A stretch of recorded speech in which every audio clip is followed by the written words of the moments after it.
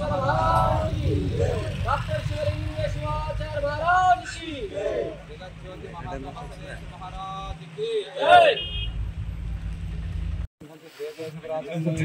Lingen सह पंचलिंगेन सह जीवनम महात्मा बसवेश्वर महास्वामी नमो नमः योपां पुष्पं वेधा पुष्पवान् प्रजावान् भवति चंद्रमा अपां पुष्पं पुष्पवान् प्रजावान् दशमान् भवति एवं वेदां योपामायतनो वेदा आयतनवान् भवति अप गट्टिगा महात्मा बसवेश्वर महाराज इष्टामयो भवत्तानं महेरणाय चक्षुषे ओम नमो भगवते रुद्राय ओम नमस्ते रुद्रमण्डोदशने नमः नमस्ते हस्वन्वने भवत्यामने नमः यादेशिवयानो रुद्रमदयां यादे रुद्रशिवा तनोरघोरापापदाशिनी ఇది ధర్మం కదా అట్లా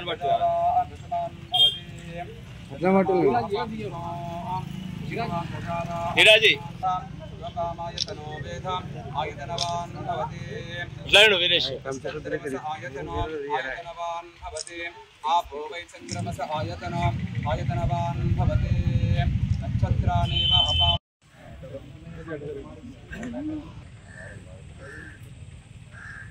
जगत महाराज की जय।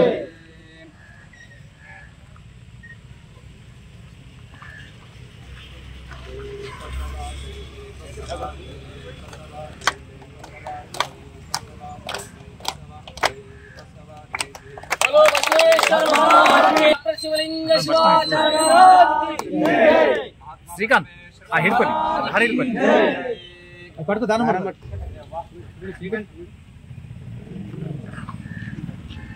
बोलो बसवेश्वर महाराज की जय। डॉक्टर शिवलिंग शिवाचार्य महाराज की जय।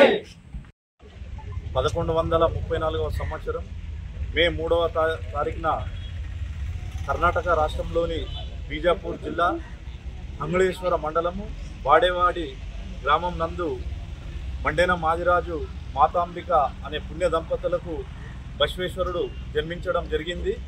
ఈ బ్రాహ్మణ కుటుంబంలో జన్మించినప్పటికీ కూడా ఈ వీరశైవ మతానికి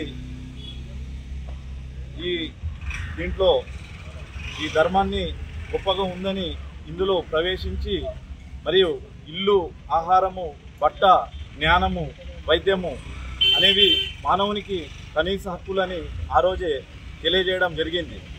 అయినా ఉపదేశంలోని ఒకటైన కాయకమే కైలాసము, దేహమే దేవాలయము, మానవతమే మతమని చాటి చెప్పిన మహానుభావుడు.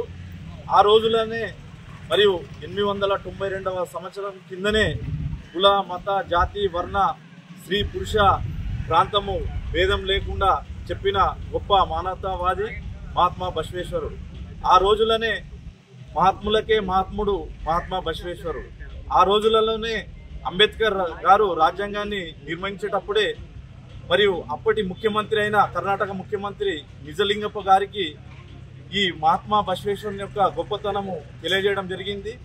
ఆ గొప్పతనాన్ని మరి మీరు ఒక కర్ణాటకే రాష్ట్రానికి ఎందుకు పరిమితం చేశారు?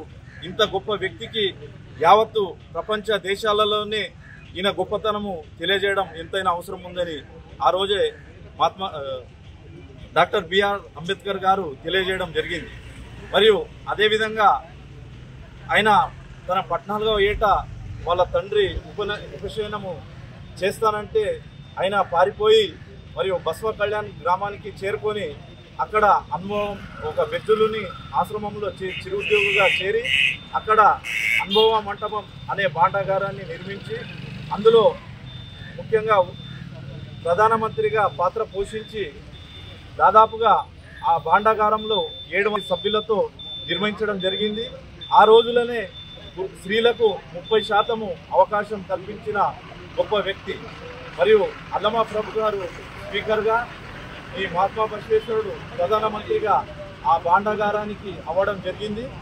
ఈ రోజులోనే అది పార్లమెంట్ తరహాలోనే దానికి చూసి ఈరోజు పార్లమెంటు దేశం మొత్తాన తీసుకోవడం జరిగింది. మరియు ఇంతటి గొప్ప మహాత్మా బసవేశ్వర్ గారి 892వ జయంతి సందర్భంగా ఆయనకు ఘన నివాళులు అర్పిస్తూ మహాత్మా